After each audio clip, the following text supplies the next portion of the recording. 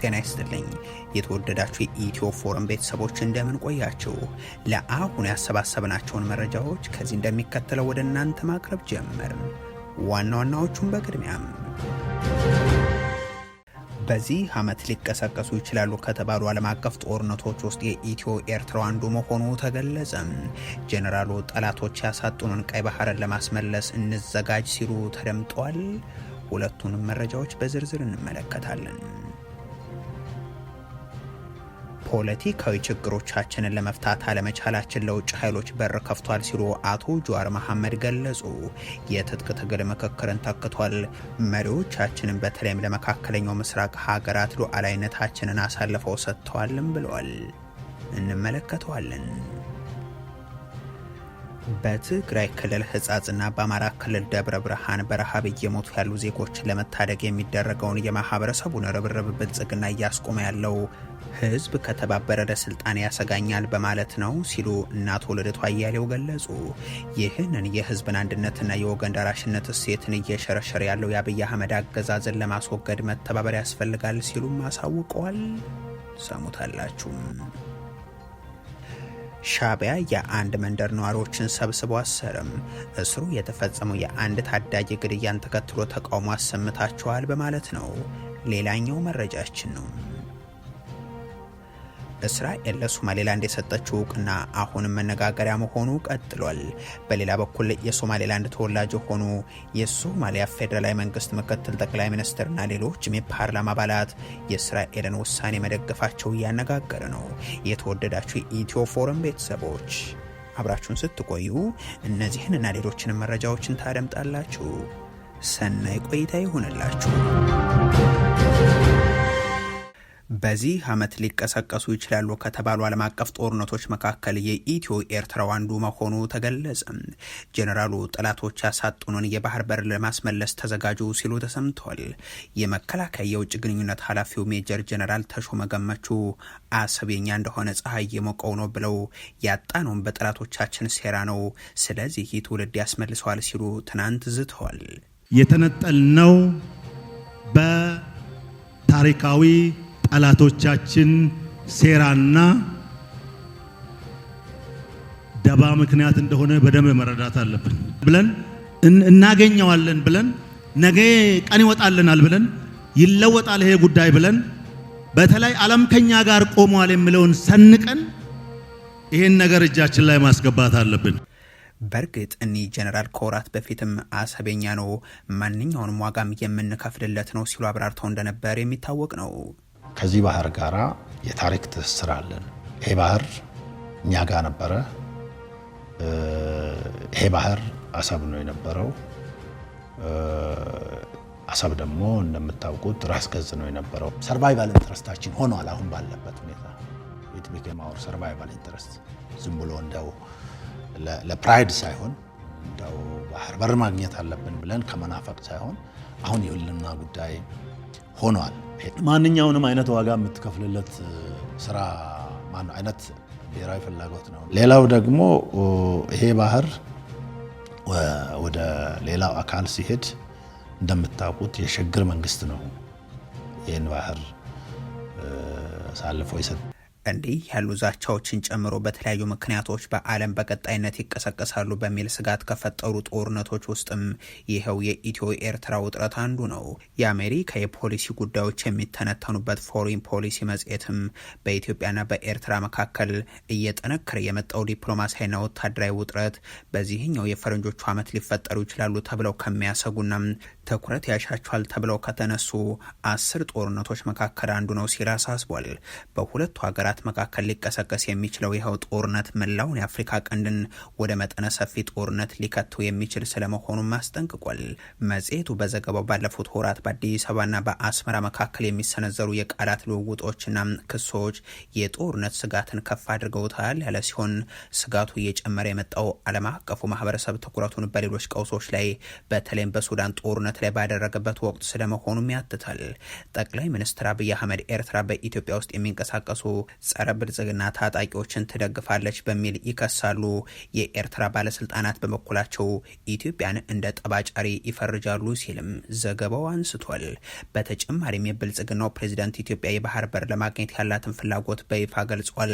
ኤርትራ ደግሞ ነጻነቷን ከማግኘቷ በፊት ኢትዮጵያ ስትጠቀምባቸው በነበሩት ወደቦች ላይ ጥቃት ሊከፈትብኝ ይችላል የሚል ስጋት እንዳደረባትም በዘገባው ላይ ተመላክቷል። ፎሪን ፖሊሲ በሁለቱ ሀገራት መካከል አሁን ያለውን ውጥረት ከመነሻው ሲያስረዳም በኢትዮጵያ ፖለቲካዊ ለውጥ ከመጣበት ጊዜ አንስቶም ጠቅላይ ሚኒስትር አብይ አህመድና ኢሳያስ አፈወርቂ መካከል ጥምረትን በመፍጠር የተደረገውን የትግራዩን ጦርነት ያነሳናም ይሁን እንጂ ያ ጦርነት በፕሪቶሪያው የሰላም ስምምነት ከተቋጨ በኋላ የአስመራው መንግስትና የአዲስ አበባው መንግስት መካከል ልዩነት እንደመጣ ያትታል።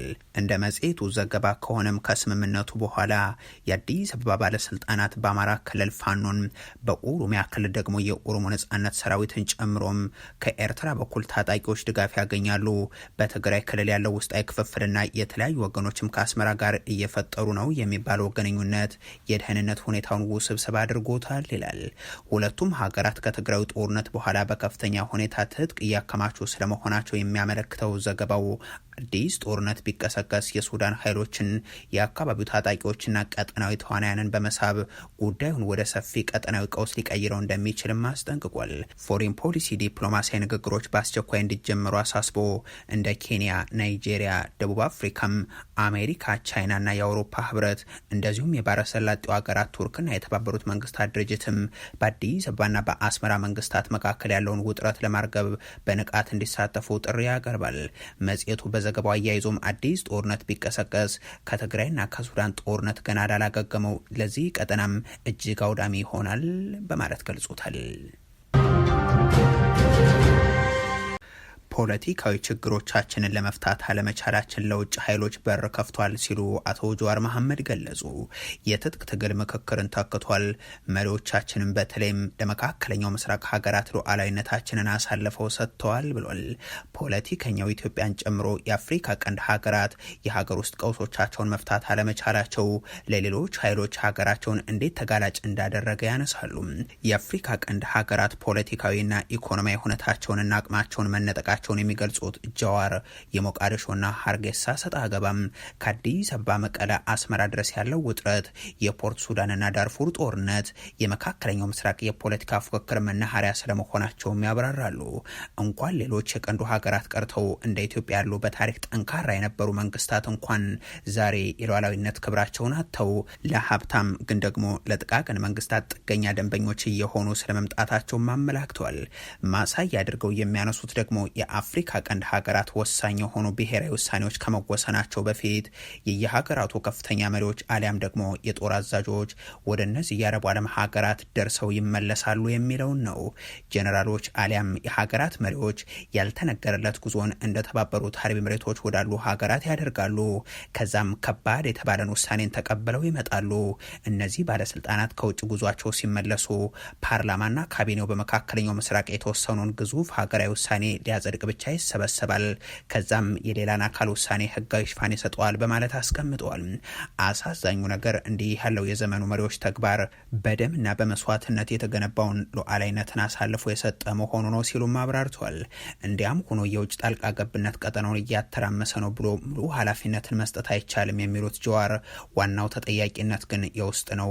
የፖለቲካ ልዩነቶችን ሀቀኛ በሆነ ፖለቲካዊ መንገድ መፍታት ባለመቻሉ በየሀገሮች ውስጣዊ አካላት ላይ የሚቀመጥ ተጠያቂነት አለ ይላሉ። የእኛን ክፍፍል የመካከለኛው ምስራቅ ሀገራት አልፈጠሩትም። ነገር ግን እኛ የፈጠርነውን ስንጥቅ ተጠቀሙበት እንጂም ዛሬ ሀቀኛ ድርድርን በመሳሪያ የታገዘ ትግል ተካው ፖለቲካዊ መፍትሄም ስላልተሰጠው የመጣ ነው በማለት አስረድቷል። እና አቶ ልደቱ አያሌው በህጻጽና ደብረ ብርሃን በረሃብ እየሞቱ ያሉ ዜጎችን ለመታደግ የሚደረገውን የማህበረሰብ ርብርብ ብልጽግና እያስቆመው ያለው ህዝብ ከተባበረ ለስልጣኔ ያሰጋል ብሎ በማሰብ ነው አሉ። ይህንን የህዝብ አንድነትና የወገን ደራሽነትን እሴት እየሸረሸረ ያለውን የአብይ አህመድ አገዛዝን ለማስወገድ መተባበር ያስፈልጋልም ብለዋል።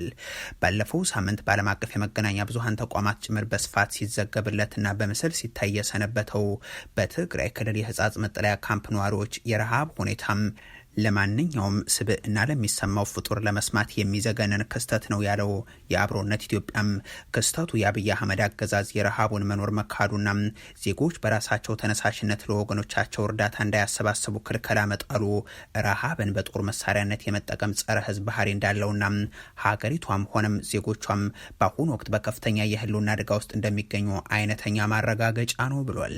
የአብይ አህመድ አገዛዝ በኢትዮጵያ የፖለቲካ ታሪክ ውስጥ ታይቶ በማይታወቅ መጠን በመቶ ሺዎች በሚቆጠሩ ሴቶች ላይ በጅምላ የመድፈር ወንጀል የፈጸመም በውጭ ሀገራት መንግስታትና በጎ አድራጎት ድርጅቶች የቀረበ የእርዳታ እህልን ሰርቆና ሽጦ የጦር መሳሪያ በመግዛት ከ1 ሚሊዮን በላይ የሚገመቱ ዜጎችን የገደለም ከ5 ሚሊዮን የበለጠ ህዝብን ያፈናቀለና ያሳደደም የውጭ መንግስታትን ጭምር ጋብዞ የራሱን ህዝብ ያስጨፈጨፈና የሀገሪቱ ሉዓላዊ ግዛቶችን ያስወረረም አያሌ የሀገሪቱ መሰረተ ልማቶችን ያወደመና በበርካታ ሚሊዮኖች የሚቆጠሩ ህጻናትንም ከትምህርት ገበታ ውጭ ያደረገም በእነዚህ ሁሉ እኩይ ተግባሩ ምክንያትም በተባበሩት መንግስታት የሰብአዊ መብት ጥበቃ ኮሚሽን ጭምር በጦር ወንጀለኝነት በሰብአዊነት ላይ በተፈጸመ ወንጀልና በዘር ማጥፋት ወንጀል ፈጻሚነት መረጃ የተያዘበትና የፍርድ ጊዜውን እየጠበቀ ያለ ጨካኝና ወንጀለኛ አገዛዝ ነው ያለው የአብሮነት ኢትዮጵያ በተፈናቃይ ካምፖች ውስጥ የሚሞቱ ሰዎች ያገዛዙ ጦረኛ ፖሊሲ ሰለባዎች ስለመሆናቸውም አስቀምጧል።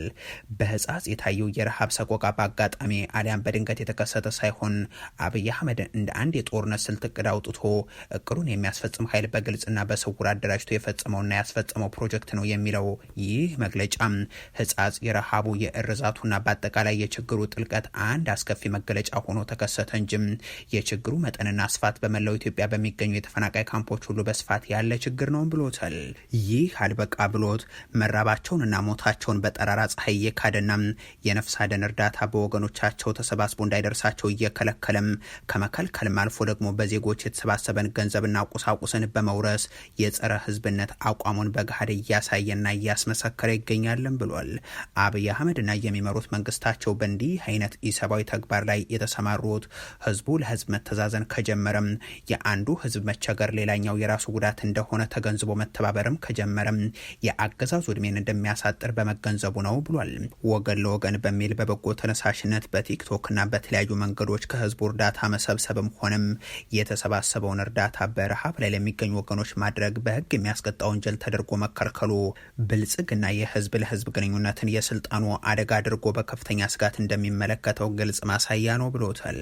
እናም የአብይ አህመድና የአገዛዙን እውነተኛ ባህሪና ማንነትን በአግባቡ በመገንዘብ የኢትዮጵያ ህዝብ ከዚህ ማለቂያ ከሌለው የጥፋት አዙሪት መንጥቆ ሊያወጣው የሚችለው አስተማማኝ እርምጃ ሊወስድ ይገባል ያለው የአብሮነት ኢትዮጵያም የሀገሪቱ ህዝብ ህዝባዊ እምቢተኝነትን በማቀጣጠልና በአንድነት በመታገል የግፍ አገዛዝን እስከ ወዲያኛው የማስወገድ እርምጃ እንዲጀምር ጥሪውን አስተላልፏል። ሻዕቢያ የአንድ መንደር ነዋሪዎችን ሰብስቦ በጅምላ አሰረም።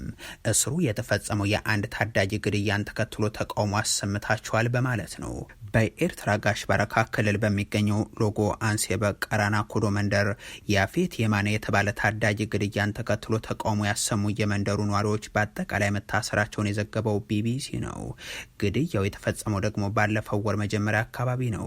ከዛ በኋላ የአካባቢው ነዋሪዎች ግድያውን በሚመለከት ቅሬታ በማሰማታቸው የሟች ወንድምን ጨምሮ ከ80 በላይ የመንደሩ ነዋሪዎች በመንግስት ኃይሎች ቁጥጥር ስር መዋላቸው ተገልጿል።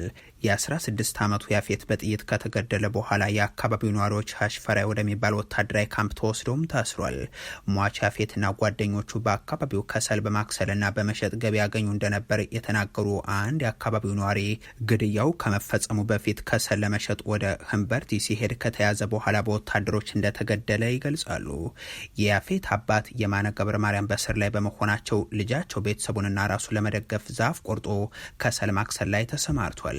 የአካባቢው ተወላጅና በውጭ የሚኖሩት አቶ አዛሪያም ያፌት ቤተሰቡንና ራሱን ለመደገፍ የሚሰራ ጠንካራ ወጣት ነበርም። የአካባቢው ወጣቶች ብዙ ጊዜ ከሰል የሚያከስሉት ሌሊት ላይ ነው። ባለፈው ህዳር 6 ቀን ያፌትና ጓደኞቹ ከህንበርቲ ወደ ቤታቸው ሲሄዱ ወታደሮች በቁጥጥር ስር አውሏቸው ነበር ይላሉ። እንደ አዛሪያ ገለጻ ከሆነ የያፌት አስክሬን በማግስቱ እኩለ ቀን ድረስ አልተነሳም ነበር። የመንደሩ ነዋሪዎችም ሁኔታውን ለባለስልጣናት ካሳወቁ በኋላ ቁጣ ተቀስቅሷል። ከዛ በኋላ ወታደሮች መጥተው አካባቢውን ከበቡት የሚሉት አቶ አዛሪያም ፖሊሶች መተው አስከሬኑን ለመመርመርና ፎቶግራፍ ለማንሳት ሲሞክሩ ተከላክለዋል። ያፌት ምንም አይነት ምርመራ ሳይደረግለት መቀበሩን አቶ አዛሪያ ጨምረው ተናግሯል። የመንደሩ ኗሪዎች የወጣቱን አሟሟት ስላልተቀበሉ ቅሬታ ማሰማት መጀመራቸውን ተከትሎም ወታደሮች በሙሉ ሰብስበው እንዳሰሯቸው ነው የተገለጸው። ግድያው በተፈጸመበት ሳምንት እሁድ ዕለት አብዛኛው ሰው ቤተክርስቲያን ውስጥ በተሰበሰበበት እድሜያቸው ከ16 ዓመት ጀምሮ ያሉ ሰዎችም ዲያቆናት፣ የቤተክርስቲያኒቱ ተማሪዎችና ካህናትም በመንደር ውስጥ ያሉ ከወጣት እስከ አዛውንት ያሉ ሁሉ ሰዎችም ተሰብስበው ታስሯል። እድሜያቸው ከ16 እስከ 80 የሚደርሱ ወንዶች ሁሉ ተወስዷል። ከመካከላቸው የተለየ የጤና ችግር ያለባቸው እንዳሉም ይታወቃል። የሟች ታላቅ ወንድም ሄኖክ የማነ የሚባልም የአእምሮ ጤና መታወቅ ያለበት ሳይቀር ነው ተወስዶ የታሰረው ሲሉም ነው የአካባቢው ተወላጅ የተናገሩት። የኤርትራ መንግስት በአንድ አካባቢ ለሚነሳ ተቃውሞ በአጠቃላይ የአንድ መንደር ነዋሪዎችን ሲያስር ይህ የመጀመሪያው አይደለም። የአስመራው መንግስት በተለያዩ ጊዜያት ከመሬት ጋር በተያያዙ ለሚነሱ ጥያቄዎች የመንደር ነዋሪዎችን በሙሉ በጅምላ ማሰሩንም የተለያዩ መረጃዎች ያሳያሉ። በጋሽ በረካ ለተፈጸመው ግድያና እስር የኤርትራ ማስታወቂያ ሚኒስትር በዘገባ ምንጩ ተጠይቀው ምላሽ አልሰጡም። እስራኤል ለሶማሌላንድ የሰጠችው የሀገርነት እውቅና አሁንም ማነጋገሩ ቀጥሏል። የሶማሊያ ፌዴራል መንግስት ምክትል ጠቅላይ ሚኒስትርን ጨምሮ የተለያዩ የፓርላማ አባላት ይህንን የሀገርነት እውቅና መደገፋቸው ደግሞ እያነጋገረ ነው። የሶማሌላንድ ተወላጅ የሆኑ የሶማሊያ ፌዴራል መንግስት ምክትል ጠቅላይ ሚኒስትር፣ ሚኒስትሮችና የፌዴራሉ የፓርላማ አባላት እስራኤል ለሶማሌላንድ የሰጠችውን የሀገርነት እውቅና ደግፈዋል ተብሏል። ሶማሌላንድ የእስራኤልን እውቅና ማግኘቷን ከደገፉት መካከል ደግሞ የሀገሪቱ ምክትል ጠቅላይ ሚኒስትር የሆኑት ሳላህ ጃማብዲም፣ የገንዘብ ሚኒስትሩ ቤሂ ኢማን ኤጊም፣ የግብርና ሚኒስትሩ ሞሐመድ ሀየር ማሬም፣ የጠቅላይ ፍርድ ቤቱ ፕሬዚዳንት ባሼ ሱፍ አህመድና 60 የፓርላማ አባላት ይገኙበታል ሲሉ የሀገሪቱ የመገናኛ ብዙሃን ዘግበዋል። ባለስልጣናቱና የፓርላማ አባላቱ ትናንት ሞቃዲሾ ውስጥ ባወጡት መግለጫ ሶማሌላንድ ከሶማሊያ ጋር ከመዋሃዷ በፊት ለቀናት ሉዓላዊ ሀገር እንደነበረች ጠቁመው ሆኖም የሶማሌላንድና ሶማሊያ ውህደት በሁለቱ ወገኖች ፓርላማዎች አልጸደቀም ብለዋል። ባለስልጣናቱና የፓርላማ አባላቱ ሶማሊያም እንደ አውሮፓውያን ዘመን ቀመር በ1991 ስትበታተን ሶማሌላንድ ላይ ያላት ስልጣን አብቅቶላታል ያሉ ሲሆን የሶማሊያ ፌደራል መንግስት አንድነትን በኃይል በሶማሌላንድ ላይ ለመጫን ከመሞከር እንዲቆጠብ እንጠይቃለን ሲሉም አሳውቀዋል። የተወደዳችሁ የኢትዮ ፎረም ቤተሰቦች ለአሁን ያሰባሰብናቸው መረጃዎች ይህንን ይመስሉ ነበር። አበቃን። ቸር ያሰማን።